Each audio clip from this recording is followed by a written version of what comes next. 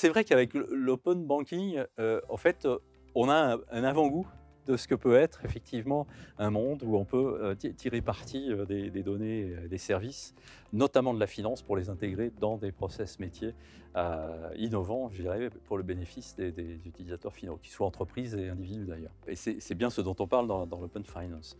Mais, au-delà des standards, des schémas d'interaction et cetera, ce qui est intéressant, c'est de se poser la question de qu'est-ce qui est viable dans tout ça? Et si, par exemple, si je prends un GAFA qui va intégrer peut-être une banque sur les services réglementaires qu'il apporte, comment tout ça est viable? Tous les services qui arrivent, que ce soit dans la fintech, que ce soit dans l'insurtech, de comment tout ça s'articule. Et pour ça, bah, finalement, là, l'idée, c'est vraiment d'interroger ceux qui sont sur le terrain, quoi. On va parler avec Floabank, de leurs solutions, notamment de paiement, mais pas que. On va parler avec Digital Insure, de cet écosystème dans l'assurance qui est éminemment beaucoup plus compliqué dès l'origine, enfin depuis plus longtemps déjà, en tout cas que dans le domaine bancaire.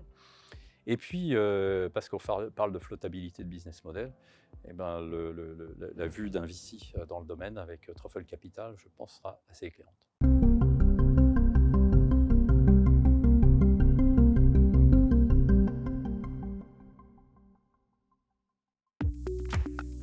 Pour Floa, le sujet de l'open banking, au-delà de ce qui est classiquement abordé, type DSP2, ouverture aux autres banques et au monde des fintechs, l'open finance ou l'open banking, en les temps que nous connaissons pendant Covid, après Covid, on se rend compte qu'il est hyper important de s'ouvrir à d'autres écosystèmes, notamment aux écosystèmes auxquels on est très cher chez Floa.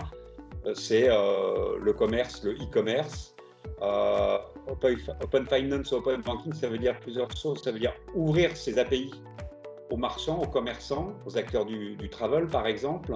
Mais ça veut dire aussi s'ouvrir à leur propre système d'information, être capable de fluidifier les échanges, être capable de régler des paiements à la commande, à l'expédition, à la livraison, d'être capable de régler des financements partiels, des financements totaux, des remboursements.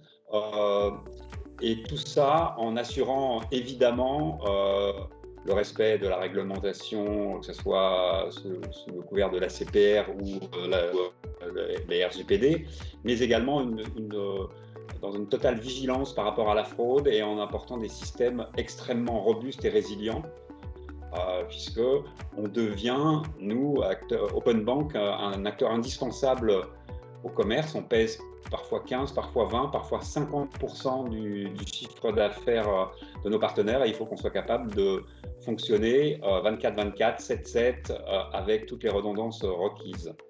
Donc voilà ce qui nous est cher, voilà les pistes qui nous sont ouvertes aujourd'hui en France. Et puis évidemment, avec l'open banking, c'est aussi l'ouverture vers d'autres horizons en Europe et dans le monde. Digital Insure est au centre d'un écosystème extrêmement large. Nous sommes branchés aujourd'hui avec 4 réassureurs, une quinzaine d'assureurs, institutions de prévoyance, banques assureurs et mutuelles. Et nous sommes présents dans plus de 8000 points de vente. Nos points de vente peuvent être des agences bancaires, des courtiers en crédit, des courtiers en assurance ou des apporteurs d'affaires. L'échange de données est au cœur de notre modèle économique. Nous arrivons avec ces échanges à fluidifier les parcours clients, à mieux connaître les clients. Les données que nous échangeons peuvent être des données d'identité, des données familiales, des données financières et patrimoniales, et puis bien sûr des données médicales. Tout cela se fait au travers du respect de la réglementation, que ce soit le devoir de conseil, le secret médical, le RGPD bien évidemment. Et donc cette open information est stratégique pour nous. Cela nous permet d'accélérer et de simplifier les parcours et de trouver ou d'imaginer ou d'inventer de nouveaux modèles économiques. De nouvelles règles de tarification en assurance par exemple. Connaître les informations médicales peuvent nous permettre de mieux pricer le risque médical et donc le prix de l'assurance. Connaître les informations des comptes bancaires peut nous permettre de détecter des besoins en assurance. Donc pour nous, c'est extrêmement clé. Et les modèles économiques qui sont déjà présents et qui vont arriver doivent nous permettre d'élargir considérablement notre périmètre de partenariat. Chez Truffle Capital, nous investissons dans l'innovation depuis près de 20 ans et dans la FinTech depuis 2014. D'aucuns disent que nous sommes des pionniers de ce secteur. L'open banking est donc au cœur de nos préoccupations depuis un certain temps, à commencer par les premiers agrégateurs. Et un champ d'opportunités nouvelles est vraiment ouvert pour créer de nouveaux business models. Je crois que c'est ce dont on va parler. Je voudrais d'abord émettre une petite réserve. On parle de la finance et donc on ne badine pas avec la sécurité d'une part et le RGPD, c'est-à-dire le respect des règles personnelles, surtout en Europe. Cette réserve étant émise, on a un très vaste champ d'opportunités qui s'ouvre avec de multiples business models et pas un seul. À commencer par exemple par le business model du flux.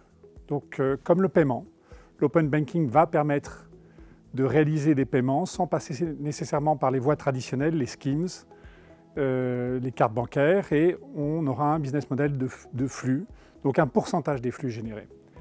Il y a aussi un deuxième business model qui n'a rien à voir, qui est celui de l'acte. On va vendre des actes, comme par exemple un KYC ou un scoring pour le crédit. On vend à l'acte quelques centimes, dizaines de centimes, euros. C'est un autre modèle. Et puis enfin, il y a un troisième modèle plus proche de l'e-commerce où on partage une commission. Par exemple, le couponing, le cashback, en utilisant les données bancaires. Et ce troisième business model n'a rien à voir avec les autres. Donc vous voyez qu'il y a un vaste champ d'opportunités et de business models qui va aussi permettre, sans aucun doute, la création de très belles et très nombreuses sociétés basées sur l'open banking. Oui, alors en conclusion, moi j'ai envie de dire, je ne sais pas si vous êtes comme moi, mais moi je suis complètement excité par tout ce qu'on se raconte. On voit bien qu'il n'y a pas une solution unique. Il y a énormément d'opportunités, il y a aussi des risques, hein. Il faut aussi pas rêver de tout ce qu'on peut faire ou ne pas faire.